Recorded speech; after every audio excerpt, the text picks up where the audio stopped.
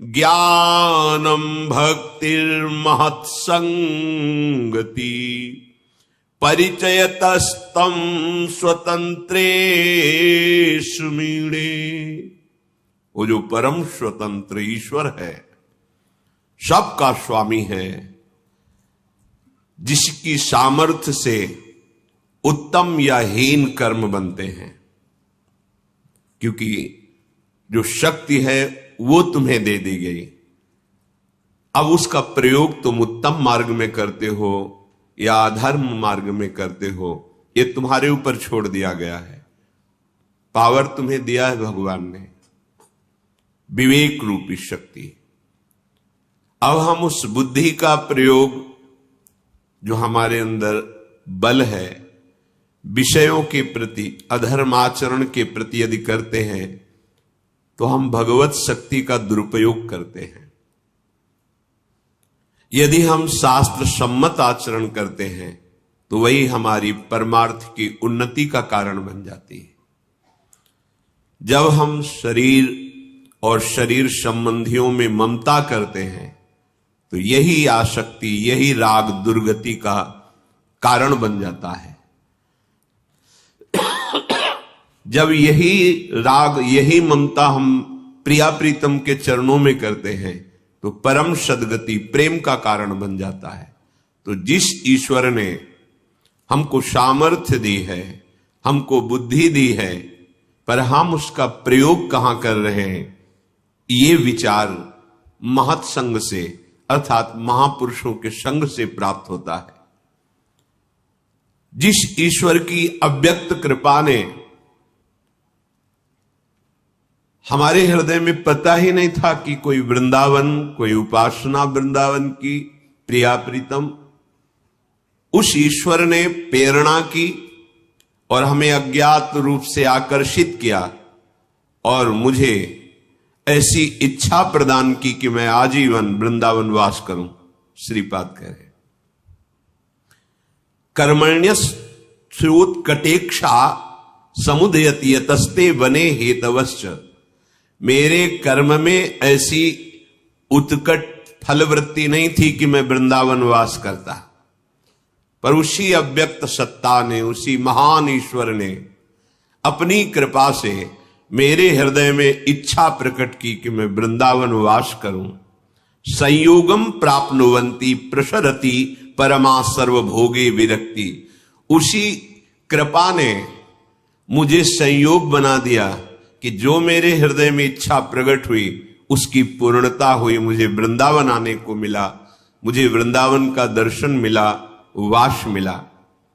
उसी अव्यक्त कृपा ने सर्वभोगे विरक्ति, समस्त भोगों से वैराग्य करा दिया। बहुत सुंदर, बहुत सुंदर ये भावना का श्लोक है। यदि हम ये भावना धारण कर लिए तो जो अहंकार परमार्थ में बहुत बड़ी बाधा पैदा करता है उसका कोई अस्तित्व ही नहीं रह जाएगा। ज्ञानम भक्तिर महत्संगति परिचेतस्तम स्वतंत्रेश मीणे। उसी परमात्मा ने, उसी ईश्वर ने कृपा करके हमें ज्ञान प्रदान किया, हमें भक्ति प्रदान किया, भक्ति रूपी फल का प्रेम रस प्रदान किया। वो परम स्वतंत्र सत्ता है, पर उसने हम पर कृपा की। स्वतंत्र सत्ता का संबोधन इसलिए किया कि हमारे किसी कर्म से विवश होकर वो कृपा नहीं कर रहा, वो अपनी तरफ से कृपा कर रहा है। ये हम स्वीकार करें कि हमारे ऊपर प्यारी जो की बहुत कृपा है, इससे बहुत लाभ मिलेगा। अगर प्रभु की अनुकंपा का प्रतिपल दर्शन करता हुआ उपासक भगवद स्मरण परायण होकर जीवन व्यतीत करता है तो उसे परम पद ऐसे ही प्राप्त हो जाता है जैसे अपने पिता की संपत्ति पर पुत्र का अधिकार हो जाता है। बस कृपा का प्रतिपल अनुभव वही कर सकता है जिसको महत् संग मिला है। महत् संगति परिचयतस, महापुरुषों के संग से, संतों के संग से इस कृपा का परिचय होता है। हो सब उनकी कृपा से ही रहा है, पर हम कहीं ना कहीं अहम कर लेते हैं। प्रभु मुझे सब भोगों से विरक्त करा करके, संबंधों से राग हटाकर वृंदावनवास दिया। ये हमें अंदर से भाव, ये कहां से भाव आएगा? बोले महापुरुषों के संग से, संतों के संग से। बड़े कृपालु हैं। सब लोग कहते हैं भगवान ऐसा क्यों किए, भगवान ऐसा क्यों नहीं करते। भगवान तो जो कर रहे हैं वो तुम जब जान जाओगे तो रोने के सिवा और कुछ हो ही नहीं पाएगा आपसे। पूज्य स्वामी श्री अखंडानंद जी महाराज ने एक दिन भाई जी से, बड़ी प्रसन्न मुद्रा में भाई जी थे, श्री हनुमान प्रसाद पोद्दार जी महाराज, कहा भाई जी कोई एक बात अपने मन की बता दो। भाई जी के आंसू आने लगे और कहा उमा राम स्वभाव जे जाना, ताहि भजन तजी भावनाना। एक चौपाई बोली। भगवान शिव अंबाजी से कह रहे हैं कि हे उमा, जिसने हमारे प्रभु का स्वभाव जान लिया उसे भजन छोड़कर कुछ अच्छा ही नहीं लग सकता। कितने हेतु की कृपालु। संस्कृति चक्र को रोककर मनुष्य शरीर दिया, उसमें भी हमें सत्संग प्राप्त हुआ, भगवत मार्ग में चलने का उत्साह, नाम जप की महिमा, लीला गुण श्रवण में रुचि, भगवत प्राप्ति की इच्छा। ये किसी कर्म परिणाम से नहीं, ये केवल भगवत कृपा से है। श्रीपाद कह रहे हैं वो स्वतंत्र है, किसी का कोई तप, कोई साधन उसको विवश नहीं कर सकता, पर वो अपनी तरफ से हमारे ऊपर कृपा किए। अब जब भगवत प्रदत्त शक्ति का आप दुरुपयोग करते हैं तो आपकी बुद्धि मलिन हो जाती है। तब आप कहते हैं भगवान ने ऐसा क्यों कर दिया, भगवान ऐसा क्यों नहीं कर सकते। तुम्हें समझाने की जरूरत है भगवान को, तुम्हें सलाह देने की जरूरत है। भगवान ने तुम्हें जो अवसर दिया, तुम ऐसा क्यों कर बैठे हैं, तुमको ऐसा करना चाहिए, ऐसा नहीं करना चाहिए। ये विधि निषेध आपके लिए भगवान ने बोला है कि आप अपने स्वरूप में स्थित हो जाओ, दुख का नाश करके परम सुख में हो जाओ। पर मलिन बुद्धि हम करते हैं दुराचार के कर्म जो नहीं करने चाहिए, और दोषारोपण भगवान में करते हैं कि उनको क्या बिगड़ जाता अगर ऐसा कर देते। तुम्हारे बनाने के लिए तो कृपा ही कृपा कर रहे हैं। श्रीपाद इसमें यस्मा देव प्रवृत्ति, जिस उस परम देव ईश्वर की कृपा से हमें मनुष्य शरीर मिला और मनुष्य जन्म का जो परम लाभ उसमें हमारी प्रवृत्ति कर दी। बिल्कुल अक्षरशः सत्य है।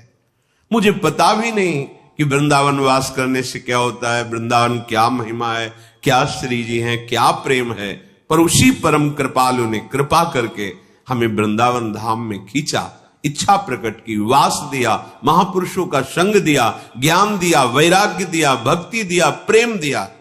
तुम क्या कर रहे हो? तुम अपने मन को भी तो उनके चरणों में नहीं लगा पा रहे हो, उनकी बात तो भी नहीं मान पा रहे हो। कृपा पे कृपा किए जा रहे हैं और हम उस कृपा पे शंका करते हैं और भगवान पर काल ही कर्म ही ईश्वर ही मिथ्या दोष लगाए। इसलिए ये जो कृपा हुई है इसका अक्षरशः पालन करो। अगर आप थोड़ा भी शास्त्र विरुद्ध आचरण करेंगे, बस ये शर्त है, तो ये परम वस्तु छुप जाएगी, आपके अनुभव में नहीं आएगी। वो वस्तु खुला रखी हुई है पर आपको दिखाई नहीं देगी। उतंक ऋषि के चरित्र में पढ़ा कि उनके गुरुदेव जब उनको शिक्षा दीक्षा परिपूर्ण की तो कहा अब आप चाहे निवृत्ति मार्ग में जा सकते हैं या प्रवृत्ति मार्ग में, नैष्ठिक ब्रह्मचारी पद लेकर के परम वैराग्यवान, या सीमित ब्रह्मचर्य लेकर गृहस्थ में। आप जिस हेतु से आए थे वो पूर्ण हुआ, गुरुकुलवास। तो उनका भगवान ऐसी शास्त्र आज्ञा है कि गुरुदक्षिणा देनी चाहिए गुरु को। आप कृपा करके आदेश कीजिए कि क्या गुरुदक्षिणा समर्पित हो। अब मुझे तो कुछ नहीं चाहिए, गुरु माता से पूछ लीजिए। तो गुरु माता को पता था कि उनकी पत्नी के दिव्य कुंडल हैं। वो कुंडल पहनने से कोई आदि व्याधि नहीं, शरीर स्वस्थ और बहुत से उसमें परम लाभ। वो कुंडल लाके हमें दीजिए। और वो कोई व्रत अनुष्ठान कर रही थी गुरुपत्नी, और उनका हमारा व्रत जब पूर्ण होगा उस समय मैं कुंडल धारण करूंगी, तो आपके पास बहुत कम समय है, आप शीघ्र जाइए। जब चले तो गुरुजी ने पूछा क्या, तो उन्होंने बताया कुंडल। तो उनका बड़े दिव्य कुंडल है और उनको प्राप्त करने के लिए बहुत लोगों की लालसा है। तक्षक नाग भी उन कुंडलों का अपहरण करना चाहता है, पर वो पतिव्रता है, इसलिए स्पर्श उनका कोई नहीं कर सकता। पर जब आपको कुंडल मिलेंगे तो आपको सावधान रहना पड़ेगा, क्योंकि बहुत सी देवी शक्तियां उन कुंडलों को लेना चाहती हैं। जाइए आप, बड़ी बड़ी कथा है। मार्ग में वृषभ मिला, बैल, और रुक जाओ और हमारे गोबर को खाओ। बोले क्यों? बोले अगर इसे खा लोगे तो तुम्हारे में सामर्थ्य आ जाएगी, तुम कुंडल लेने के अधिकारी हो जाओगे। तो मन ही मन गुरुदेव भगवान का ध्यान किया कि कहीं कोई छल तो नहीं हो रहा हमारे साथ, क्योंकि दिव्यता उन कुंडलों में, अंदर से शीतलता हुई कि आज्ञा का पालन कर लेते हैं। पाया और खड़े खड़े आचमन कर लिया। राजा के पास गए, राजा ने उतरकर प्रणाम किया, ब्रह्म ऋषि बालक है, क्या आज्ञा है आपकी, क्या सेवा करें? उन्होंने कहा हमारे गुरु दक्षिणा के लिए आपकी रानी के दोनों कुंडल, वो दिव्य कुंडल वो चाहिए। जाओ, महल में हैं और आप ले लो जाकर के। जो हम बात बताना चाहते थे उस उदाहरण से उसको देखिए। अब वो महल में गए, दास दासियां दिखाई दे रहे हैं पर रानी के दर्शन नहीं हुए। लौट कर आ गए, आवेश में कहा आप हमारे साथ विनोद करते हो, तुम्हारी रानी तो वहां है ही नहीं। पूरे महल में देखा तो हंस दिए, बोले आप अपवित्र हो, इसलिए आप हमारी रानी के दर्शन नहीं पाए, क्योंकि पतिव्रता है, सतमार्ग में आरूढ़ है। अपवित्र पुरुष उसका दर्शन ही नहीं कर सकता। संभाषण और कुंडल की तो बात जाने दो, पतिव्रता में बहुत सामर्थ्य होती है। तो उन्होंने विचार किया मैं कैसे पवित्र हूं? हाँ, खड़े खड़े आचमन ऐसे ही कर लिया।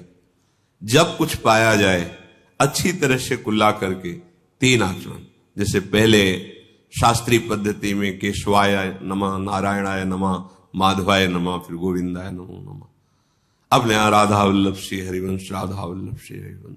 आचमन, मुख पवित्र। केवल आचमन ना करने के कारण, खड़े खड़े ऐसे कर लेने के कारण उनको उस पतिव्रता के दर्शन नहीं हुए। तो परम पति प्रभु और प्रभु का महान स्वरूप आप अपवित्र आचरण करोगे, आपके अनुभव में आ जाएगा। ध्यान देकर समझिए, एक पतिव्रता का दर्शन नहीं हुआ और आप सर्वलोक ब्रह्मांडों के अधीश्वर परम पावन तीर्थपाद प्रभु का अपवित्र आचरण करें, अपवित्र चिंतन करें, अपवित्र आपका आहार विहार हो, और आप भगवत साक्षात्कार की बातें समझ लेंगे, आप भगवदानंद समझ लेंगे, आप धर्म शास्त्र का निर्णय कर लेंगे। केवल ये मूढ़ता ही है। इसलिए वो सर्वतंत्र स्वतंत्र ईश्वर ने आप पर बहुत कृपा कर दी। अब उसको कोसना बंद करो, आपके ऊपर जो कृपा है उसका वरण करो। जो दुख सुख आवे उसे प्रसाद रूप से सह जाओ। निरंतर उनकी कृपा का आश्रय लेकर नाम जप करते हुए अपने कर्तव्य कर्म का निर्वाह करो, तो कण कण में वो है ऐसा अनुभव में आ जाएगा। श्रीपाद कह रहे अनाथ जन पावनम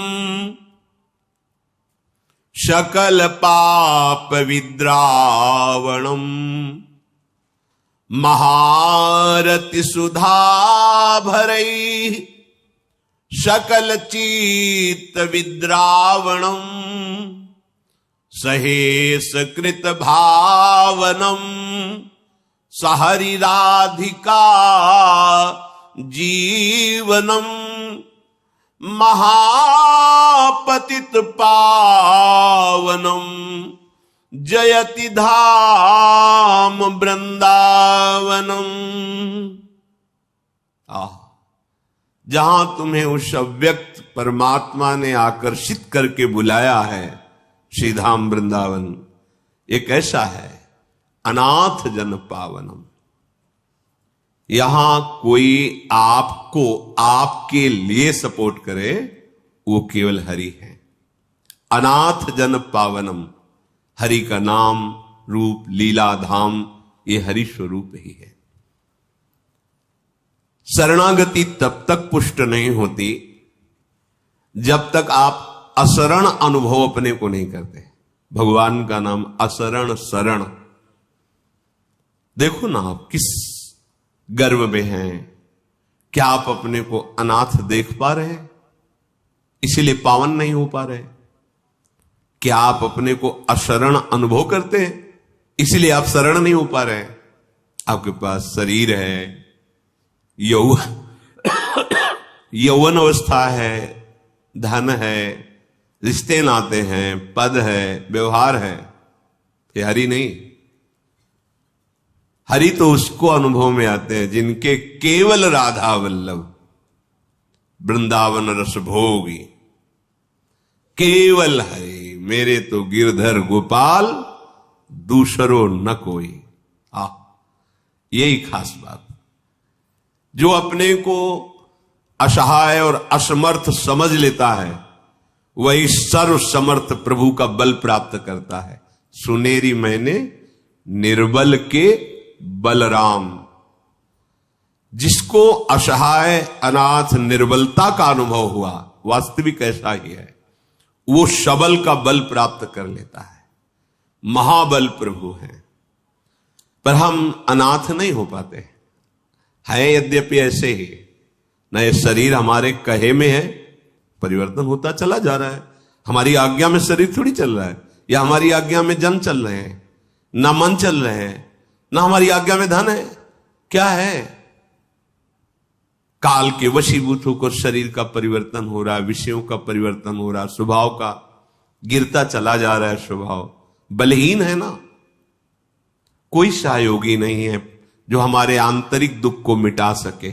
अनाथ है ना, ये बाहरी सहयोग कोई सहयोग है। हृदय जल रहा है, अब बाहर से तुम एसी चला दो, अच्छे अच्छे शीतल पदार्थ पिला दो, तो क्या उससे हृदय शीतल हो जाएगा? नहीं होगा। तो कहीं ना कहीं हमारे अंदर एक असमर्थता है, एक बलहीनता है। ऐसा लगता है जब विवेक जागृत होता है, कोई अपना नहीं, सब अपने स्वभाव में विचर रहे हैं, कोई नहीं है। मानो एक घोर जंगल में, भयावह जंगल में अकेला व्यक्ति, तब शरणागति होती है। जिधर देखे उधर सब अपने स्वभाव में, अपने सुख में विचर रहे। हम तो व्यर्थ में माने हुए, ये मेरे, ये मेरे, ये मेरे, सब अपने स्वभाव में, अपने सुख के लिए। ओ मेरे सुख के लिए तो मेरे प्रभु हैं, मेरी प्रिया जो है। अनाथ जन पावनम, ये जब तक शब्द नहीं आता ना हृदय में, अशरण, तब तक शरणागति पुष्ट नहीं होती।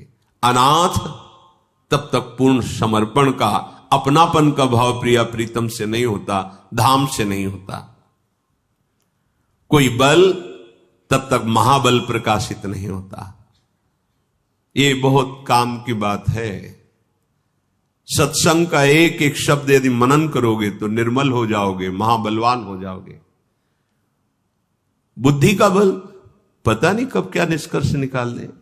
शरीर का बल पता नहीं कौन सा कब रोग हो जाए कि हम एक कदम न चल पाए। ऐसे भी शरीर हैं, ऐसी भी शरीर की अवस्था है कि दूसरे को चलते देख करके लगता है इनके सौभाग्य चल रहे हैं, हम तो चल भी नहीं सकते। कितनी, आप सोचो थोड़ी देर आंख बंद करके कैसा लगता है। और जिसकी जीवन लीला ही आंख बंद होकर शुरू हुई है, ना वो संसार को देख पा रहा, ना भगवत विग्रहों को, ना कोई। कैसा भगवान ने कृपा की, बहुत बढ़िया अवसर दिया है। आप में कोई सामर्थ्य नहीं। कठपुतली जैसा नचाने वाला नचाता है, वैसी नाचती है। माया की यंत्र हो तुम, वो नचा रहे। स्वीकृति बदलो, हरि के हो जाओ, बस काम बन जाएगा। उमा दारु जोशित की नाई, सवहि नचावत राम गुसाई। जैसे कठपुतली, दारू जोशित कठपुतली, नचाने वाला जैसा अंगुली से चाहता वैसा वो नाचती है। अपने बल का जब तक अभिमान रखोगे, जन का अभिमान रखोगे, धन का अभिमान रखोगे, तब तक शरणागति का सुख, प्रभु से अपनेपन का सुख आपके हृदय में है पर अनुभव में नहीं आएगा। सकल पाप विद्रावणम, हमारे हरि का नाम, हरि का धाम, इस सकल पाप विद्रावणम, समस्त पापों का नाश करने में समर्थ है। बिल्कुल हृदय में विश्वास कीजिए। अनाथ जन पावनम, सकल पाप विद्रावणम, महारथ सुधा भरे ही है। आपके हृदय में महाप्रेम रस भर देंगे, वो भर देंगे जिनकी शरण में हो। देखो हमारी प्यारी जू के चरणों के से प्रेम की धारा बहती रहती है, अजस्र महासुख की धारा बहती रहती है। बरसंत में सहजाद्भुत सौख्य धाराम, अद्भुत सुख की धारा बहती रहती है। सहज में सत्प्रेम सिंधु मकरंद रसौग धारा, प्रेम की धारा श्री किशोरी जी के चरणों से बहती रहती है। जब आप अनाथ का अनुभव करके अपने को और स्वामिनी जी के चरणों का आश्रय लिए, लाल जी के चरणों का आश्रय लिए, तो सकल पाप विद्रावणम, समस्त पापों का नाश कर दिया और महारथ सुधा भरई है, महाप्रेमामृत से आपके हृदय को भर दिया। सकल चित्त विद्रावणम, समस्त शरणागतों के चित्त द्रवीभूत होकर प्रेम प्रवाह में पड़ जाते हैं। करनी अकरनी दो विधि भूले, विधि निषेध सब रहे धरे, नरहरिदास ते भय बावरे, जे या प्रेम प्रवाह परे। चित्त प्रेम प्रवाह में पड़ जाता है। कैसे? बोले उनकी कृपा से। सहेश कृत भावनम, समस्त ब्रह्मांडों का एक पल मात्र में, निमेष मात्र में जिसने रचना की है, वो तुम्हारे चित्त को एक क्षण में प्रेम में डुबो दे। कोई आश्चर्य की बात उनके लिए नहीं, पर उसी के चित्त का प्रेम में डूबना होता है जो अहंकार रहित होता है, जिसका चिंतन प्रभु के चरणों में दैन्य भाव से होता रहता है, अहम का पूर्ण समर्पण। तो फिर चित्त प्रेम में, अगर आपका चित्त अभी संसार का चिंतन कर रहा है, देहाभिमान, भोगों का चिंतन कर रहा है, अज्ञानता हमारे हृदय में है, अभी समर्पण पूर्ण नहीं हुआ, वो करवा लेंगे, वही ठीक करेंगे। आपके लिए जो बात है, हर समय कृपा का चिंतन करते, बड़ी कृपा है, दुख है, बड़ी कृपा है, कोई मंगल विधान है अंदर से, और हर समय उनका स्मरण, बस निश्चित निश्चित। ये जो भाव श्रीपाद करे, हृदय में आपको अनुभव होगा। सहेश कृत भावनम सहरि राधिका जीवनम, तुम्हारा जीवन बन जाएंगे श्री हरि राधा, अर्थात श्यामा श्याम तुम्हारे जीवन बन जाएंगे। आपका जीवन क्या है इस समय आप पहचान कीजिए, छोड़ दीजिए, एकदम अपने आप को एकदम छोड़ दीजिए, बाहर भीतर से एकदम फ्री कर दीजिए। अब देखिए आपकी चित्तवृत्ति कहां है, जहां है वहीं आप हैं।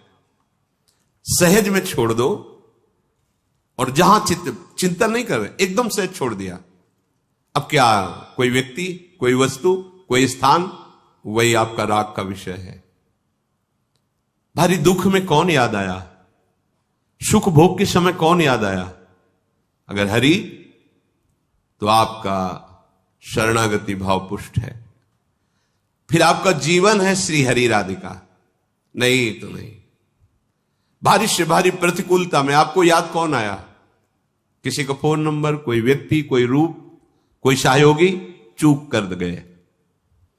बड़ा सुख बड़ी अनुकूलता। याद कौन आ रहा है? भाई बहन बंधु रिश्ते नाते चूक हो गए। श्री हरि राधिका जीवनम। आहा, हर परिस्थिति में केवल उनकी कृपा कोर दिखाई दे रही।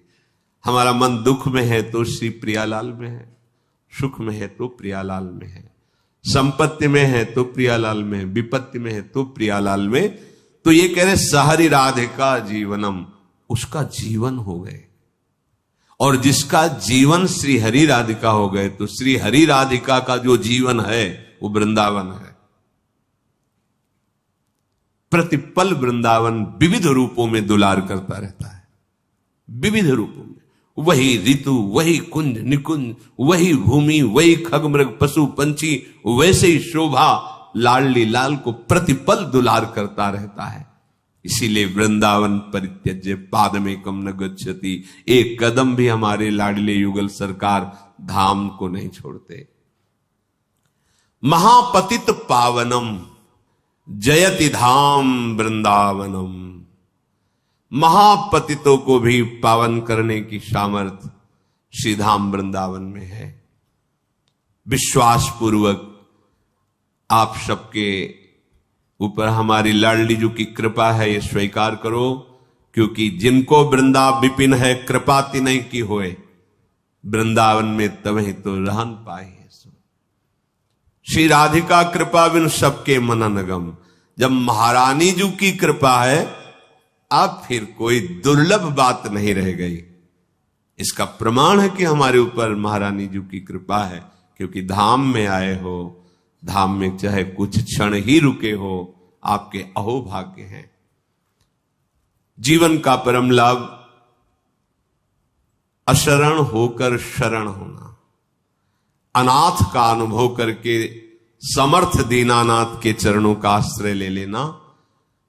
बस आगे का कार्य वो सब करेंगे, वो पावन करेंगे, समस्त पापों का नाश करके आपके हृदय में प्रेमामृत भर देंगे। आपका चित्त द्रवित होकर प्रिया प्रीतम के चिंतन में लग जाएगा। जो अखिल कोटि ब्रह्मांडों के स्वामी हैं, वो आपके चित्त को प्रेम में डुबो दे, उनके लिए कोई आश्चर्य की बात नहीं है। आपका जीवन श्री हरि राधा हो जाएंगे, और श्री हरि राधा का जीवन जो वृंदावन है वो आपको परम पावन करके अपने में मिला लेगा। जो वृंदावन वही सहचरी, वही खगमृग पशु पंछी, वही प्रिया प्रीतम, एक ही तत्व के हैं ये स्वरूप। जो धाम है, नाम है, रूप है, लीला है, परिकर है, ये सब एक ही है। प्रेम वपु, प्रेम प्रेम प्रेम ही, प्रेममयी लता, प्रेममयी रजरानी, प्रेममय खगमृग पशु पंछी, वृंदावन प्रिया प्रीतम, सब प्रेम, एक प्रेम तत्व का ये महाखेल वृंदावन। तो वृंदावन कृपा करके उसे अपने में मिला लेता है, अर्थात प्रेममय बना देता है। चलते हैं। श्री विदुर जी महाराज धृतराष्ट्र जी से उपदेश करते हुए कहते हैं कि आपको अपने पुत्रों का पक्ष नहीं लेना चाहिए, क्योंकि वो अधर्मी है। अगर धर्म से आप चलेंगे तो आपके पुत्रों की भी रक्षा होगी और आपको लोक परलोक में सुख मिलेगा। अगर आप धर्म से नहीं चलेंगे तो इस लोक में भी आपकी पराजय होगी, पतन होगा, और परलोक में भी दुख मिलेगा। धृतराष्ट्र ने कहा, महाबुद्धे विदुर जी, तुम ये जो कहना चाहते हो थोड़ा इस बात को खोलकर प्रकाशित करके कहो, मुझे समझ में आ जाए, क्योंकि बड़ी विलक्षण गूढ़ बातें आप बोल रहे हो। तो विदुर जी ने कहा, महाराज, सर्व तीर्थेषु वायुस्नानम सर्वभूतेषु चार्जवम उभे त्वेते समय स्याता मार्जवम व विशिष्यते।